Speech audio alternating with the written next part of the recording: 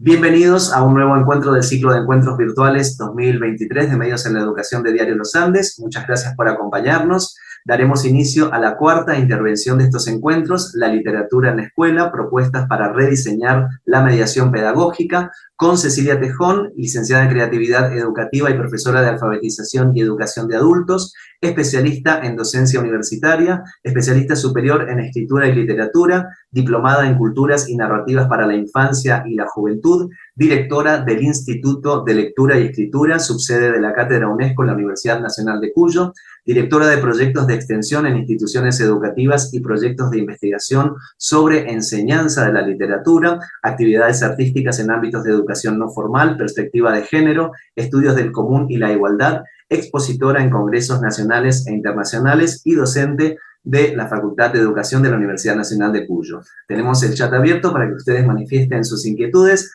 mientras se desarrolla la intervención de Cecilia, y también les hemos compartido el enlace a nuestro canal de YouTube para que ustedes vean desde mañana este encuentro y todos los encuentros que hemos desarrollado desde 2020.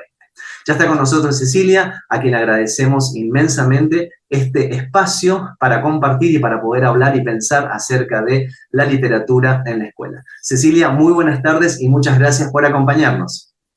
Hola, buenas tardes a todos. Muchísimas gracias, Alejandro, por la invitación, por esta posibilidad de compartir reflexiones sobre el aprendizaje literario en la escuela y la mediación pedagógica, que forman parte de una propuesta que desarrollamos en la Facultad de Educación, en los profesorados de educación primaria, educación inicial, en aulas de la Escuela Carmen Ver Arenas, también dependiente de la facultad, en algunos centros educativos y escuelas primarias de nuestra provincia, en proyectos de extensión universitaria y en aulas de educación secundaria que llevan adelante colegas, profesoras del equipo del que formo parte.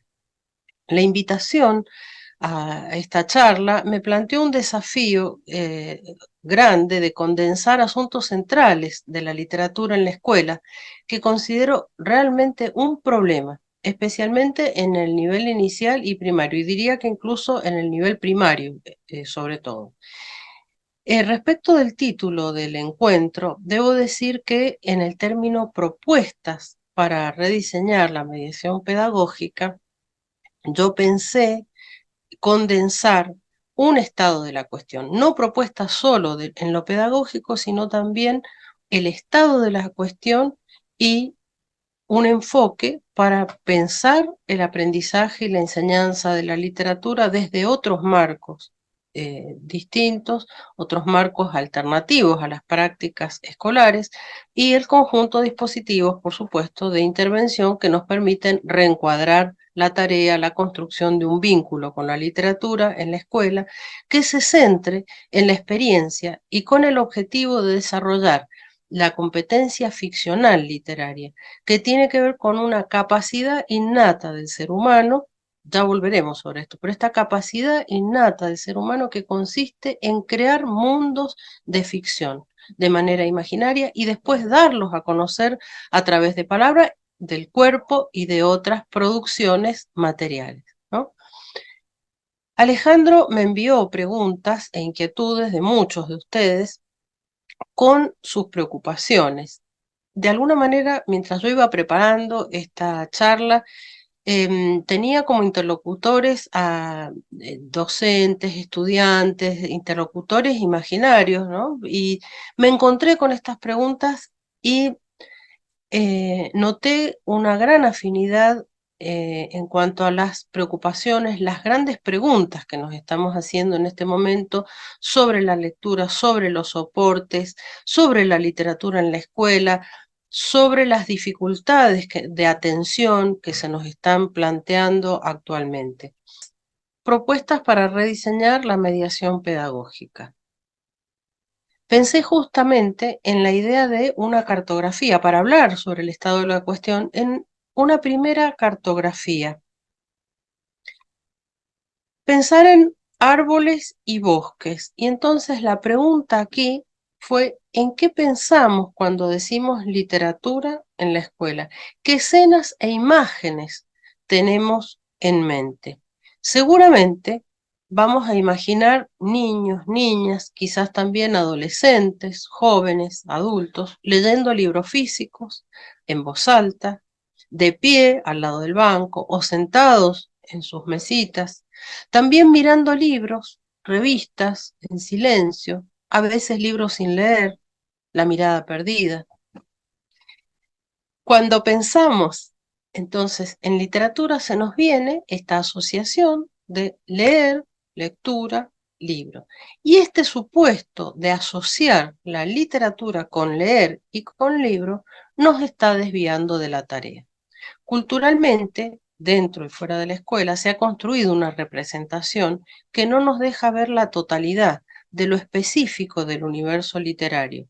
Entonces, nunca más apropiado el dicho de el árbol nos tapa el bosque, no nos deja ver el bosque. Esta suerte de desplazamiento metonímico que consiste en tomar la parte por el todo, en leer el libro, que sería el árbol, la parte por ese todo que es el bosque, que es la literatura. Nos hace olvidar entonces que la parte de leer el libro no es lo mismo que el todo y que la suma de las partes, el leer el libro, de ninguna manera reemplazan esa totalidad de la literatura.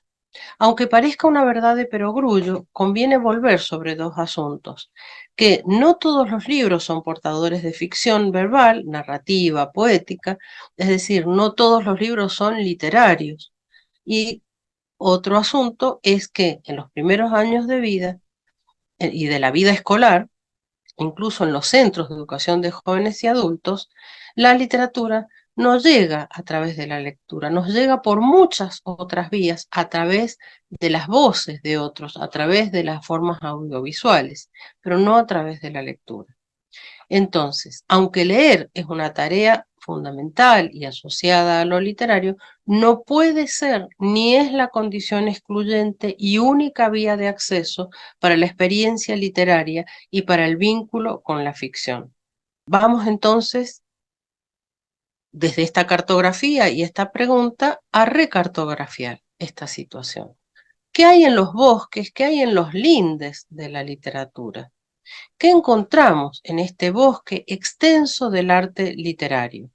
En los bosques, en las lindes de este universo tan vasto, tan complejo de la literatura, vamos a tener en cuenta no la literatura desde la perspectiva del campo literario, con las prácticas de producción, del mercado editorial, cuestiones históricas, sino que nos vamos a centrar en el problema de la creación literaria, del arte de la palabra. Y entonces vamos a prestar atención, vamos a atender a los procesos de creación y ejecución o interpretación de literatura, creación que puede ser oral, que puede ser escrita, ejecución cuando pensamos en la labor de los cantantes, de los narradores orales, la interpretación musical, pero también en esa ejecución lúdica de niños, niñas que juegan a las rondas, que juegan con palmas.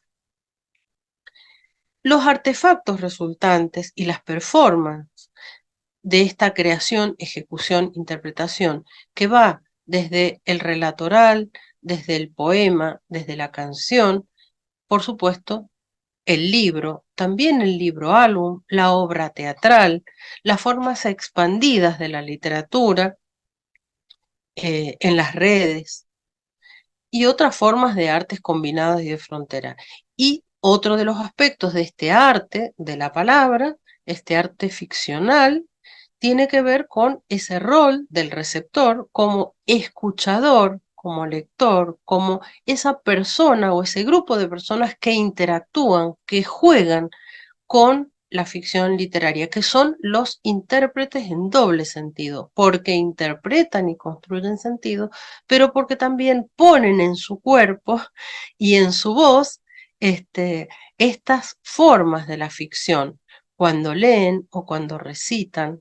Entonces construyen sentido, pero a la vez ejecutan la acción de interpretar y ponerle cuerpo y voz. De esta manera vamos a redefinir el objeto de la experiencia literaria. este panorama así visual un poco resume posibilidades de la literatura actual al que sería el oeste de la pantalla, los narradores orales que crean mundos con las palabras, formas actuales de la canción y la poesía a través de la música, ¿no? Que ahí tenemos la imagen de dos chicas hip hoperas de freestyle, una batalla, niñas jugando a las palmas, cantando, diciendo adivinanzas, contando chistes, acción poética, la poesía es liberación, dicen las paredes, poemas que circulan o textos poéticos que circulan en paredes, en las redes, también las tecnopoéticas, y todas las formas de la literatura expandidas, las formas teatrales, donde la literatura participa como un componente, no es literatura, los juegos de rol, juegos de mesa, juegos de rol que requieren unos saberes complejísimos para armar narrativas y por supuesto los libros también están en este bosque de la ficción verbal. Libros que pueden contener textos de los géneros literarios más estrictos del centro, poéticos, narrativos, pero también formas combinadas como el libro álbum,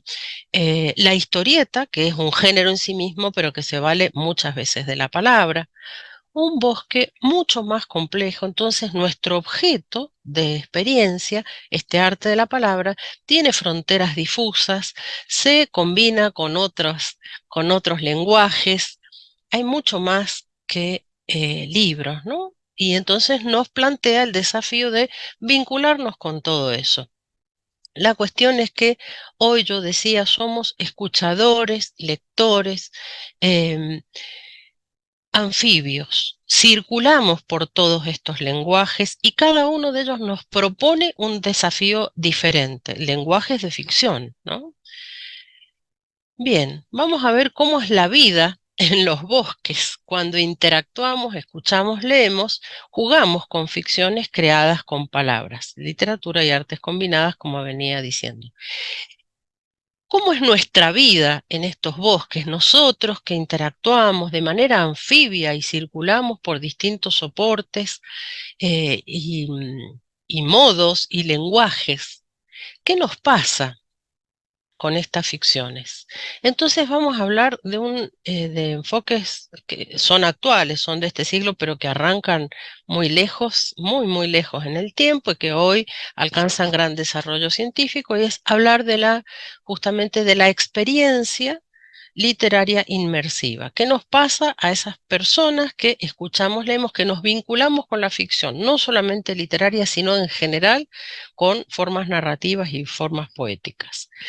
Se produce a través de un pacto lúdico, el como si de la ficción, se produce eso de hacer como si estuviéramos allí, como si nos sucediera. Esto es una capacidad innata en los seres humanos. Los niños a muy temprana edad, una vez que empiezan con la imitación diferida y luego el juego simbólico y dramático, empiezan a practicar con la ficción y a desarrollar esa competencia. Después se desarrollan las competencias específicamente literarias vinculadas con el lenguaje, ¿no? Pero entonces esto de como si estuviéramos allí, como si nos sucediera, lo practicamos todos, a todas, a todo, en todo momento de la vida. Y se produce el fenómeno que se llama transportación. Este transportarse mentalmente, simular que estamos en ese otro mundo, compenetrarse. Hoy se habla de también ese fenómeno de compenetrarse y fluir sin medir el tiempo.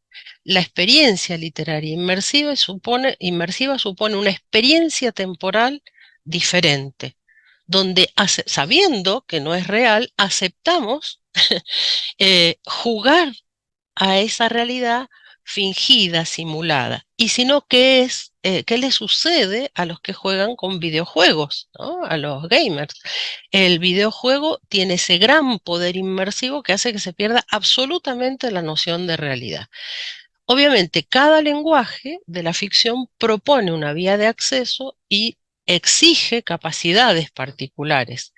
En el caso de la literatura escrita, desde la palabra hay que construir todos esos mundos, me voy a la siguiente, hay que construir todos esos mundos solo desde la palabra, hay que evocar, armar estructuras mentales, escenarios en 3D, evocar sensaciones, toda nuestra memoria corporal, sensorial está puesta en juego para armar situaciones, escenarios, personajes.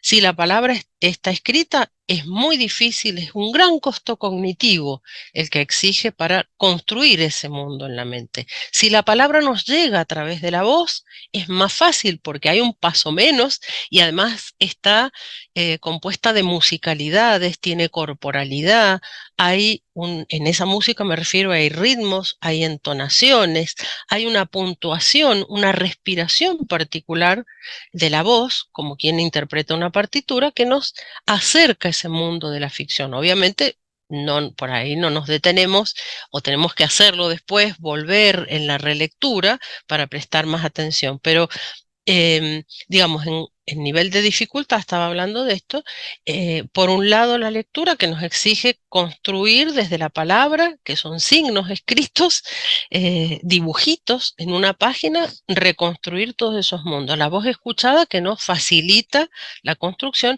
y después las formas audiovisuales que exigen, por supuesto, menos esfuerzo a nivel cognitivo para hacer el puente desde la palabra, los caminos léxicos hasta la imaginación. No voy a entrar en los terrenos de la psicolingüística, pero digamos que por el camino que sea, con mayor o menor esfuerzo, llegamos a construir realidades internas, ficcionales, con esta tecnología de la mente de crear realidades virtuales. ¿Qué nos sucede? Que se ponen en marcha procesos cognitivos de los más complejos, no solo inferenciales y memorísticos, sino imaginativos, que tienen que ver con imaginar, sentir, por esto que evocamos además experiencias sensoriales. Nos emocionamos, juzgamos, acordamos o discrepamos con los valores propuestos en estos mundos de ficción. Este imaginar, todo en simultáneo, imaginar, emocionarse, valorar y por supuesto evocar nuestras experiencias y comparar con el mundo, nos lleva a procesos de comprensión, de interpretación. Y acá llegamos a un tema que es quizás o uno de los más controvertidos, que tiene que ver con el concepto de comprensión desde esta perspectiva, que se dice que comprender es un tema, el de la comprensión, muy discutido en la escuela, ¿no?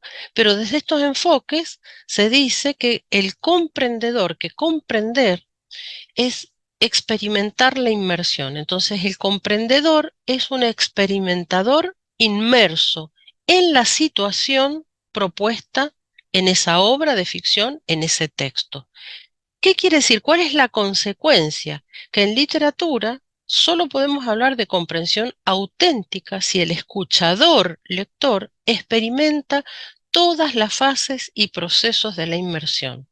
Si realiza una labor mecánica, si no se producen los circuitos los procesos de lo que se llama hoy lectura profunda, no vamos a tener auténtica comprensión, no vamos a tener esa experiencia del sentipensar, el corazonar como una construcción de conocimiento, de interpretación que involucra integralmente a la persona y que además se realiza con otros, porque todo trabajo de interpretación tiene que ver con una práctica intersubjetiva y cultural. No estamos solos, son significados y sentidos creados en la cultura, en la historia, y que también vamos haciendo en el vínculo con otros. Entonces, si pensamos en la experiencia literaria inmersiva con esta complejidad emocional, cognitiva, valorativa, vamos ahora a la segunda cartografía. Y es el quid pro quo escolar, es decir, confundir una cosa con otra, que tiene que ver con una tradición, bueno, larga tradición y con las raíces positivistas de nuestra educación. Entonces, ¿qué se pone en primer lugar en la escuela? Estudiar, si la pregunta, los dilemas son, ¿estudiar la ciencia literaria o aprender a experimentar con el arte de la ficción literaria? Y entonces esto nos lleva a unas consecuencias pedagógicas que tienen que ver con desarrollar solo la competencia analítica o desarrollar la competencia ficcional literaria integral.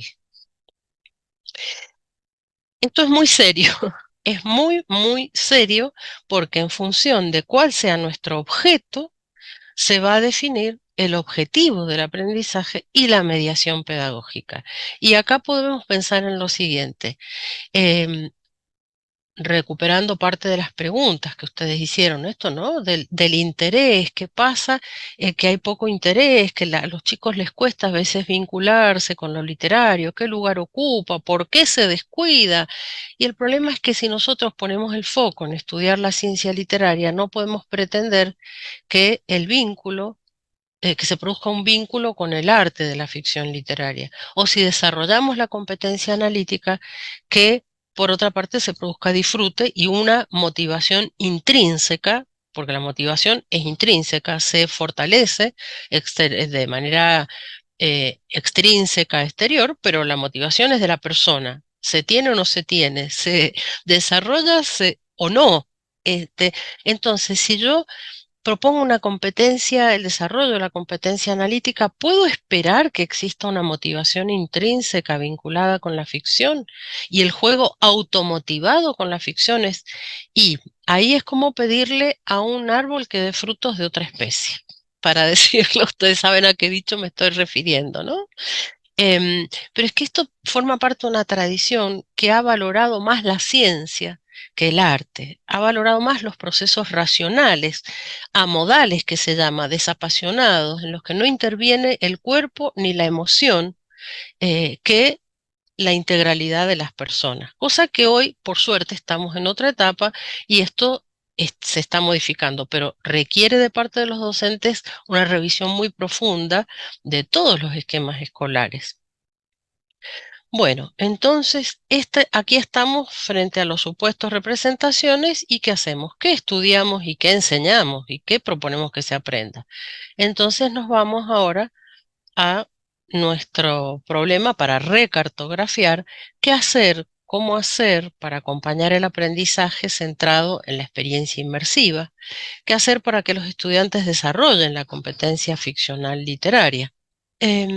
Pensando además en esto que les decía, que somos estos, no sé, jugadores, escuchadores, lectores, espectadores, interactuantes, anfibios. ¿Qué hacer en la escuela? Entonces nos vamos al problema de la mediación pedagógica, concretamente.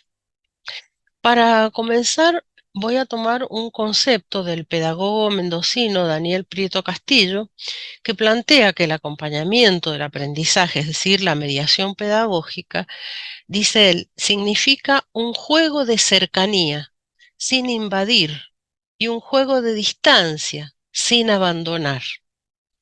Este juego y espacio de la mediación, plantea Prieto Castillo, es un umbral pedagógico, una suerte de línea de luz, una zona delgada de incertidumbre, sobre la cual debería moverse la institución, el educador, los medios y los materiales. Este umbral pedagógico que propone Daniel Prieto Castillo nos hace recordar, nos lleva a la propuesta de Vygotsky, de la zona de desarrollo próximo, ¿no? Ese espacio donde estamos sin invadir, sin abandonar. Entonces invadimos con ciertas prácticas vinculadas con la lectura, abandonamos cuando solamente los dejamos con el material a solas. ¿Cómo construimos este espacio, este umbral? Entonces aquí, para repensar la mediación pedagógica, no vamos a hablar de métodos, no vamos a hablar de técnicas, vamos a hablar de construcciones metodológicas, artesanales, pensadas a medida de los grupos con los que trabajamos. esta zona de umbral, esta zona de desarrollo próximo, este espacio eh, entre todos, necesita de un encuadre particular que no es el de la clase a la que estamos acostumbrados. Había una pregunta sobre la educación bancaria, ¿no? ¿Cómo hacemos para correr esos modelos antiguos del docente explicador, lo que Jacques Rancière denomina, bueno, este docente que explica, que lo contrapone al maestro ignorante, ¿no? El maestro que explica, que dice cómo debe ser todo. ¿Cómo nos corremos de ese lugar y creamos otro espacio? Entonces, vamos a tener que plantearnos en esta construcción artesanal, en esta construcción metodológica, un encuadre, pensando en lo siguiente. Es muy sencillo la analogía, pero me parece que viene a cuento de esto. En el patito feo, si ustedes recuerdan, el famoso patito es confundido, es identificado y nombrado equívocamente. La literatura en la escuela ocupa el lugar del patito feo. Entonces, si no armamos encuadres de trabajo, no tenemos encuadres de trabajo adecuados, este patito feo siempre va a seguir siendo el patito feo, porque no va a poder desplegar sus alas y sus posibilidades si lo seguimos confundiendo y lo tenemos fuera de lugar, ¿no? Entonces, sabiendo que estamos en, en un espacio que ha confundido la literatura, el arte literario con la ciencia de la literatura, la teoría, la historia, la crítica, tenemos que recuperar nuestro espacio de trabajo artístico. Entonces, para eso les decía, hay que planificar empezando por un encuadre propicio para la tarea en cuanto a tiempos, que no pueden estar cronometrados con los tiempos de la fluidez lectora, por ejemplo, porque es contrario al espíritu del arte literario, al fluir y al compenetrarse de la experiencia inmersiva. Entonces, ese encuadre sin esos tiempos, con los tiempos escolares, pero acordes a la tarea. Acuerdos sobre el rol del docente que no es explicador, pero que acompaña, que no abandona, no invade, pero tampoco resuelve ni explica todo. Entonces, y los participantes que tienen derecho a la palabra, a disentir, a estar en desacuerdo, a poner en común sus distintas opiniones, a habilitar la palabra y no solo para escuchar o leer ficciones, sino también para inventar, porque el círculo de la experiencia inmersiva se completa cuando somos creadores de ficciones verbales y también en otros lenguajes, pero básicamente de ficciones verbales. Ideamos y le ponemos palabra. Esto requiere un conocimiento, un desarrollo mayor del lenguaje, que no lo vamos a hacer en el espacio del taller literario, lo haremos después en otro, una parte sí y otras, problemas técnicos de la adquisición y desarrollo de la competencia en la lengua materna, lo haremos en el espacio de lengua, que para eso está, ¿no es cierto? Entonces, ese encuadre de trabajo acorde y específico para la escucha, lectura, producción de ficción. ¿Qué decisiones tomamos antes, después, cuando empezamos a planificar? Decimos, tenemos nuestro encuadre, bien. ¿Qué decisiones tenemos que tomar antes de la clase? Decisiones previas a la clase. Y acá voy respondiendo a algunas consultas que hicieron sobre por dónde empezar, qué hacer con el repertorio. En primer lugar, necesitamos partir de intereses vitales del grupo y eso es una cuestión de saber lo que piensan, lo que quieren, y después no elegir repertorio sencillo. La experiencia literaria inmersiva no es una tarea sencilla. Construir ficción en la mente no es algo entretenido y fácil. Entonces hay que acompañar sin invadir ni abandonar. Elegir repertorios, también había una pregunta sobre esta literatura adecuada para todos, pero que algunos estudiantes exigen un repertorio sofisticado. Hay repertorios que son adecuados para la edad, pero que proponen grandes desafíos. No infantilizar, proponer materiales variados, literarios, géneros combinados, estos desafiantes, que propongan un pacto ficcional interesante, inmersiones fuertes, profundas, desafíos formales. Y acá una de las claves es que el docente, la docente, tiene que pasar por esa experiencia. Si a nosotros el texto o el material no nos conmueve, difícilmente podamos trabajarlo con encuadre de taller. A veces tenemos que adecuar al grupo, bueno, y decimos, a mí no me fascina, pero de todos modos me gusta y veo que es interesante y yo puedo realizar mi experiencia inmersiva. Después, ¿dónde buscar materiales?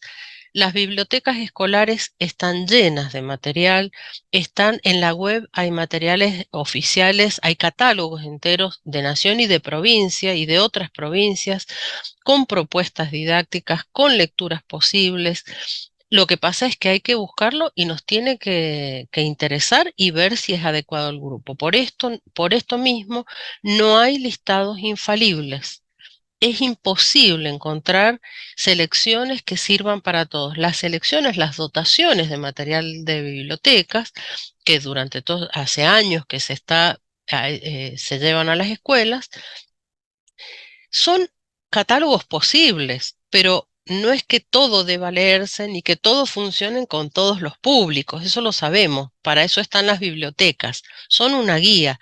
Y en cuanto a qué trabajar, cómo trabajar, por dónde empezar, acá una de las claves, y con esto me voy a ganar muchos enemigos, es no partir del DCP ni de los NAP, sino empezar por los textos o los materiales, la experiencia que proveen esos materiales, que proponen esos materiales, ajustado al grupo, y después me voy al DCP, después me voy a los NAP y digo, bueno, sí, se encuadra acá, como los docentes siempre manejamos las prescripciones curriculares, las tenemos presentes, podemos hacer ese ajuste y ese equilibrio, pero no partir de la prescripción curricular, sino de la situación real con el grupo, porque tiene que ver con reponer prácticas culturales que se dan en la sociedad y que la escuela se está perdiendo. Entonces, si queremos que la literatura tenga un lugar como práctica cultural que se produce entre los grupos humanos, pero que tenga lugar en la escuela, vamos a tener que empezar por la selección de los materiales acorde a los grupos y después, por supuesto, buscar su lugar en la planificación, en el diseño curricular. Bueno, y entonces vamos a los momentos y dispositivos de la clase. Decíamos con este encuadre de taller, tenemos el material, lo hemos vivenciado, nos convence, nos sentimos con seguridad como para proponer esta experiencia. Y los momentos de la clase, acá me voy a ganar otra enemistad, tiene que ver con enemistad con el esquema de las clases de lengua, la estructura de las clases de lengua. En literatura no podemos hablar de prelectura, lectura y poslectura. Tenemos que hablar de momentos específicos porque nuestro objetivo es provocar y mediar, acompañar procesos inmersivos en la ficción. Entonces, en primer lugar, hay que guiar el ingreso a la ficción para realizar el pacto inmersivo adecuado. Si voy a leer un policial, ¿qué ingreso a la ficción necesito? Un escuchador, suponiendo que no puedan leer y que lo voy a leer porque como persona adulta que sé leer bien ese texto, voy a proponer la lectura, necesito un escuchador o también un lector que esté atento, que tenga una actitud racional para prestar atención a todos los indicios, que no se le pase ningún indicio, es decir, un escuchador lógico, detective. Si voy a proponer el juego de adivinanzas, también necesito un escuchador lúdico que adivine, que esté prestando atención a los indicios semánticos, fónicos y demás del sonido de las palabras. Si en cambio voy a proponer un mundo realista, de tipo sentimental, y tendré que buscar otra disposición. Si voy a entrar a los universos de la alta fantasía, pensando, no sé, en Tolkien, El Señor de los Anillos o relatos por el estilo, las grandes sagas de la fantasía épica, y no puedo entrar con la disposición no sé, de un relato de la vida cotidiana actual.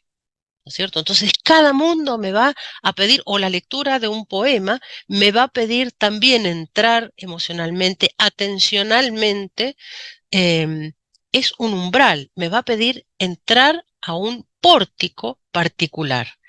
Las entradas a cada casa, a cada edificio, tienen su particularidad y ya nos están diciendo algo sobre esa construcción. De la misma manera, el ingreso guiado a la ficción consiste en ubicar a las personas en ese pórtico adecuado para que no se pierda la atención ni la energía cognitiva, problema de la atención que tenemos actualmente. A continuación, esa lectura expresiva por parte del docente o narración, en algunos casos, o recitado, o puede ser canción, o puede ser ver a lo mejor una producción audiovisual. ¿Por qué me voy a detener en este tema de la lectura expresiva? Porque acá Aidan Chambers plantea en el ambiente de lectura que en realidad tienen que leer en voz alta los que saben hacerlo, porque hay una musicalidad, por lo que les decía antes, una atmósfera, una respiración del texto, que uno requiere muchos años, mucho entrenamiento para lograr, y que cuando se está alfabetizando, está peleando con otro problema que no tiene que ver con la construcción de ficción. Entonces, si a nuestros alumnos los ponemos a decodificar y no saben reponer la entonación de la voz, la actitud de un personaje, la voz de un narrador en la ficción o de una voz poética, no sabemos puntuar, no sabemos dónde se puntúa un texto poético que además tiene una estructura visual y gráfica particular, se pierde la energía, se va hacia otra tarea. Entonces, el docente, la docente, tiene acá el trabajo de lectura en voz alta, pero no lectura modélica, sino lectura expresiva, que es una tarea clave, por eso hace de intérprete, como un músico con una partitura. Es la persona que interpreta vocalmente.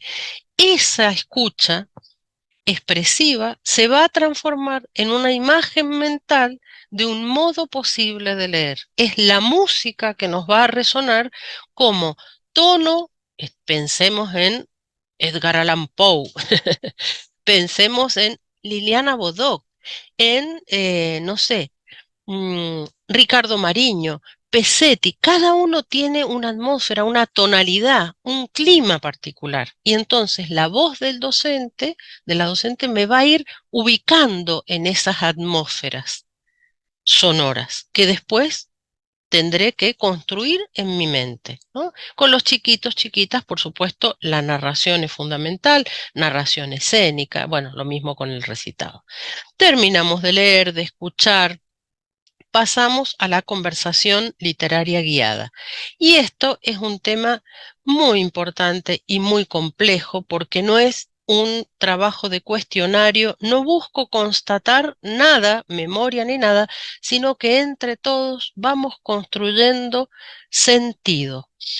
En una primera escucha, lectura, uno no recuerda todo ni comprende todo. Y hace pocos días, en una entrevista, Martín Cohen, un escritor argentino, decía, en literatura nunca se comprende todo, ni la primera vez ni nunca, por una particularidad de la ficción justamente literaria, y es que es polivalente, es inacabable. Entonces la comprensión, si pudiéramos completar la comprensión, la obra bueno, estaría terminada, completa, concluida y no habría ningún interés de seguir leyendo, escuchando, compartiendo esa obra que como obra de arte tiene múltiples significados, múltiples sentidos y se va resignificando históricamente, si no, no sobrevivirían los mitos o el mismo Quijote no hubiera sobrevivido después de tantos siglos, ¿no?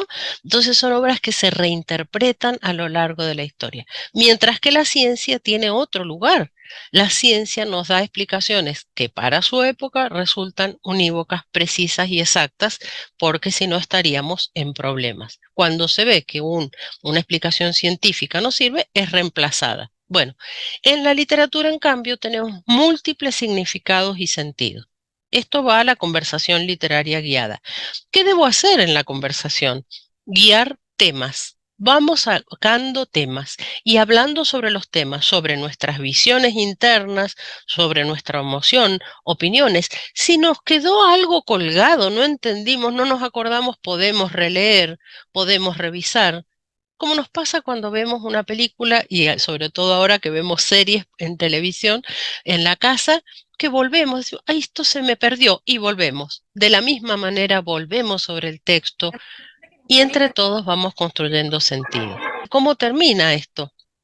Con la generación de ideas, con una propuesta de taller, de producción de ficción, pero que no planificamos como en lengua, sino que entre todos generamos ideas nuevas, nos salimos de los materiales que estuvimos explorando para crear nuestras propias ficciones. Después de generar en conjunto oralmente, porque lo colectivo siempre potencia la imaginación, se produce la producción que puede ser escrita si ya saben escribir y si no será oral. El docente, la docente servirá de amanuense, podrá escribir algunas cosas, si no quedará dicho y en algún momento uno como docente registra esa producción y habrá tiempo más adelante de llevarlo a la escritura. ¿Qué sucede? Que por esta vía se despierta la necesidad de leer y escribir, porque muy rápido los chiquitos, las chiquitas que no saben, incluso jóvenes y adultos en CEPJA, ¿no? Que les cuesta leer, rápidamente quieren leer mejor para saber qué dice ahí y escribir mejor para poder registrar esas ideas que han creado y si no, uno las olvida, ¿no?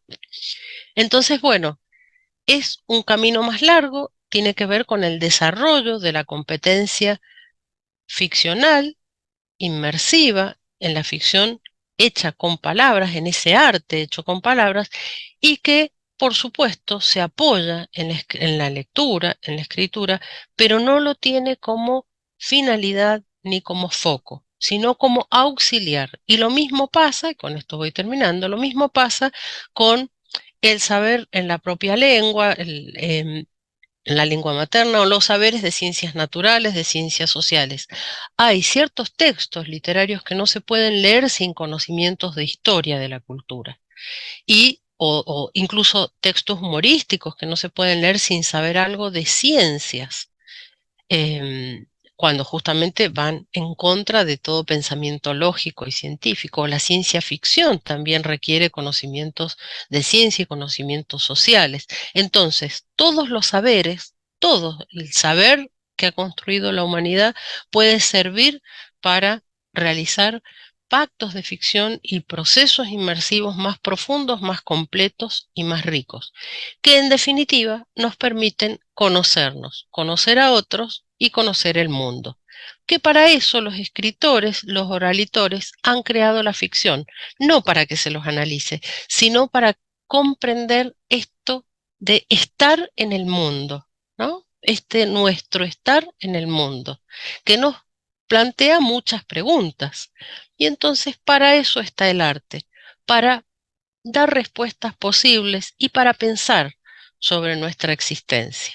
Para cerrar y despedirnos, no podía faltar algo de literatura.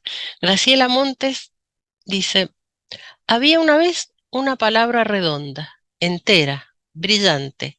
Adentro de la palabra estaba el mundo y en el mundo estábamos nosotros diciéndonos palabras. Un mundo de palabras y las palabras del mundo. Muchas gracias. Y nos hemos quedado así como un estado de suspensión, ¿no? Algunas ideas, ahí lo veo por la cara de los asistentes, ¿sí? Algunas ideas para reinsistir en esto, no sé si esto de reinsistir, ¿viste? Pero hablabas de la lectura o del reponer las prácticas culturales que se están perdiendo, ¿no? Eso me parece que la escuela como territorio es el lugar donde hay que reponer estas prácticas culturales y sobre todo la literatura que traías esta postal del patito feo, ¿no? ¿Cómo hacemos para que la literatura se transforme en cisne? ¿Sí? Realmente para que, porque el aporte que da el acercamiento a los mundos ficcionales es muy distinto de esto amodal que decías recién, ¿no? ¿Cómo lo ves vos como especialista y sobre todo como una investigadora de lo que son estos procesos ficcionales y esta competencia ficcional, ¿no? Hablamos de una competencia, es decir, como muy integral, ¿no? ¿Cómo lo ves? Tal cual. Bueno, en primer lugar, esto que es integral y que no hay que perderlo de vista, y que tenemos una gran preocupación como docentes por estos abordajes integrales del ser humano. Hoy incluso se dice, hay un filósofo, antropólogo, Tim Ingold, ¿no? Que dice, humano no es un sustantivo, es un verbo, humanar. Habla de humanar. Somos seres humanos, por lo tanto nos tenemos que humanar, no humanizar, sino humanar. El desarrollo humano consiste en humanarnos, pero para eso no podemos dejar fuera, como sucedió en siglos pasados, el cuerpo, la emoción. Acá hay una cuestión que es compleja, que tiene que ver con estas tradiciones pedagógicas.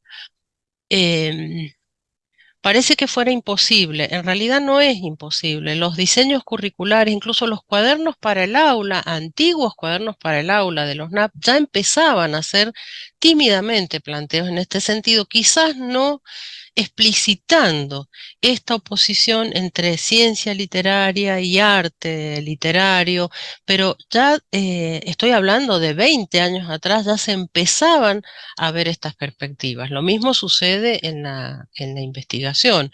Entonces, no es un planteo tan nuevo, em, no es algo tan original. En todo caso, es recentrar y reubicar las prioridades pensando en las necesidades de humanar, una escuela para humanar, ¿no?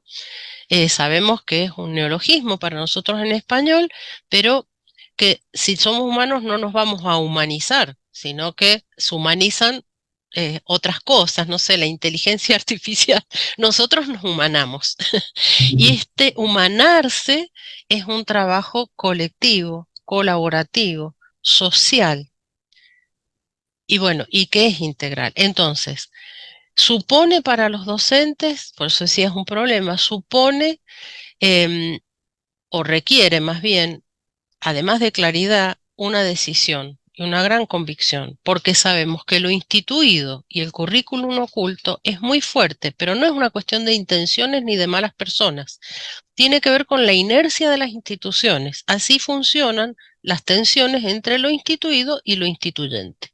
Y el sistema educativo, como toda estructura, em, que ya está consolidada y cristalizada con los años, va muy lentamente, va muy, muy lentamente. Y solamente las personas que participamos en el sistema educativo podemos transformarlo. Eso es así, con acciones que suenan disruptivas, pero que en realidad resuelven parte de los problemas. Y es que si no caemos en la queja, ¿no? No leen, no les gusta leer. En realidad, hoy se lee más que nunca, en todos los siglos, por las redes.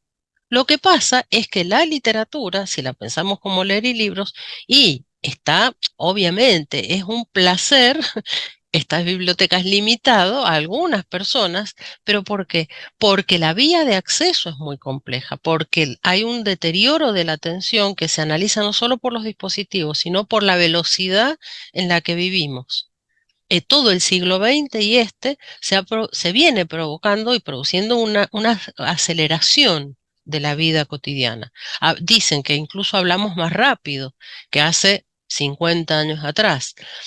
Tenemos acceso a otras fuentes de información. Ahora, no se pierde nuestro interés por la ficción, porque es una capacidad innata y es una necesidad. Si nosotros no construyéramos ficciones mentales, no imagináramos todos los días qué va a suceder mañana, no podríamos programar ni cómo nos vamos a vestir para evitar morir de frío o de calor, o programar la comida, programar cómo vamos a enfrentar una entrevista laboral, o los directivos, los niños, los alumnos, los padres, o tantos otros problemas de la vida. Entonces estamos permanentemente construyendo escenarios posibles.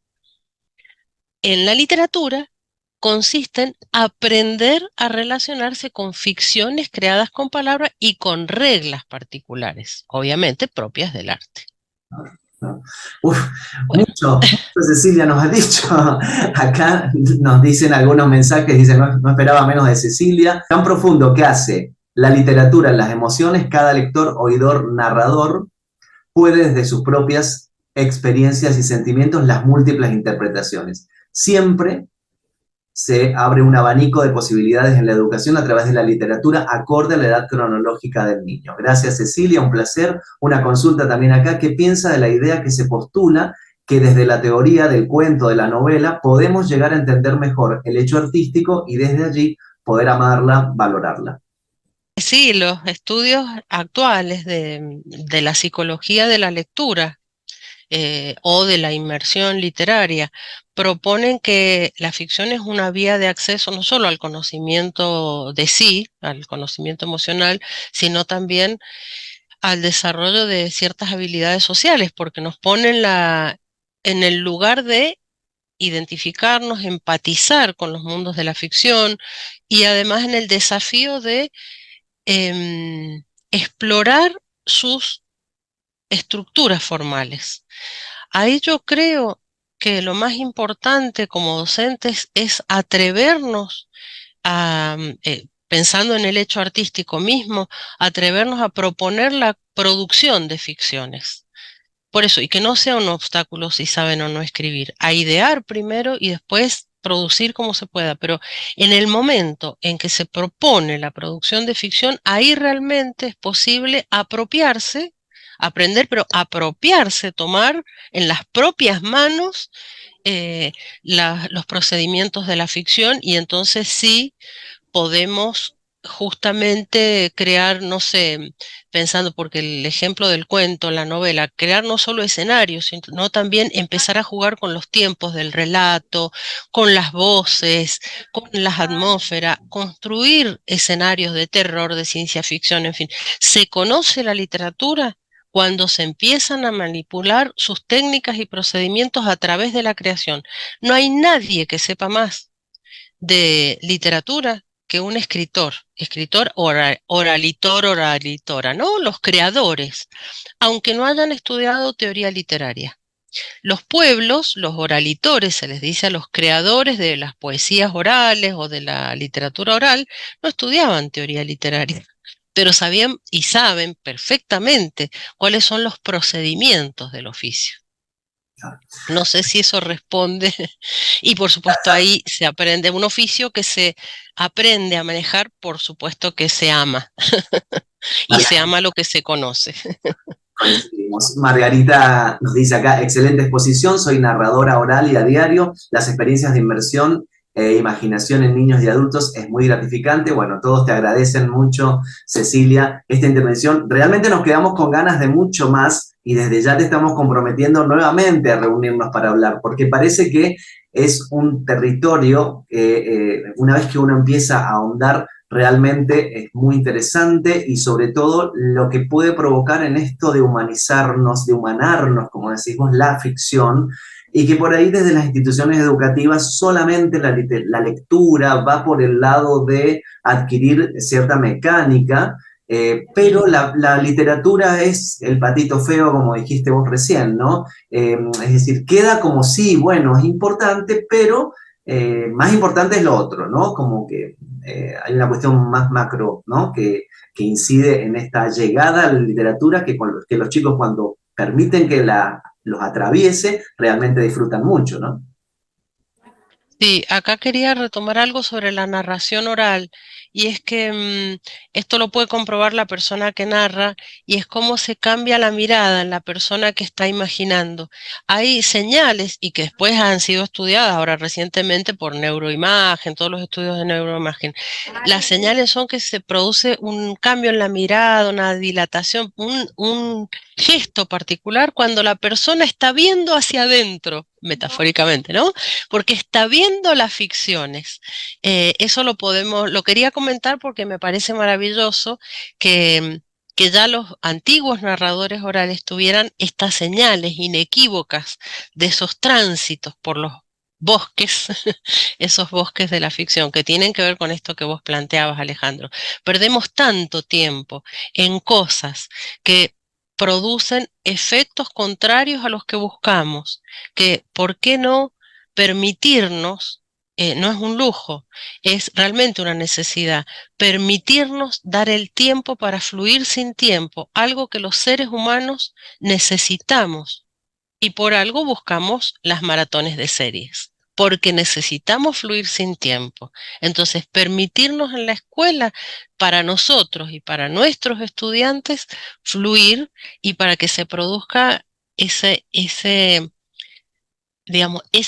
mundo ficcional compartido en el aula, esa mirada hacia los bosques interiores. Hermosas metáforas, Cecilia. Cerramos con estas dos mensajes, estos dos mensajes de María Elena, que nos dice: gracias, Cecilia, por recordarnos lo esencial de la literatura. Es muy importante pensar nuestras clases desde la inmersión. Un placer escucharte. Y Laura dice: me encantó la exposición, maravilloso todo lo que dijo Cecilia, indispensable el pacto con la ficción, muy explicativo. Cecilia, ¿estás comprometida para poder seguir pensando esto que es tan apasionante como es la literatura en la escuela? Muchísimas gracias por tu Muchas gracias. tiempo, muchas gracias por tu aporte. Sabemos que sos una estudiosa y este tema viste, cuando las personas, más allá de lo que saben, lo exudan, digamos, ¿no? Entonces, esto se nota y creo que transmitís esa pasión para este acercamiento a la literatura. Así que bueno, quedamos ahí pendiente Sí. de volverte a comprometer. Muchísimas gracias. Quiero saludar, estoy mirando acá a los participantes, mucha gente conocida, agradecerles la presencia, las intervenciones, las preguntas y bueno, y por supuesto que tenemos que encontrarnos, seguir encontrándonos y habría que armar espacios de reflexión, de estudio, de debate, porque esto recién empieza. Claro que sí, claro que sí. Bueno, Muchas gracias, Alejandro. muchísimas gracias, Cecilia, y a todos ustedes, muchísimas gracias. Nos encontraremos seguramente en octubre para un nuevo encuentro de este ciclo de encuentros virtuales, que este año abordamos la literatura como algo que teníamos pendiente con Cecilia. Muchísimas gracias y nos estamos viendo en cualquier momento y bueno, en YouTube ya pueden ver desde mañana este encuentro. Muchísimas gracias y nos vemos. Hasta luego.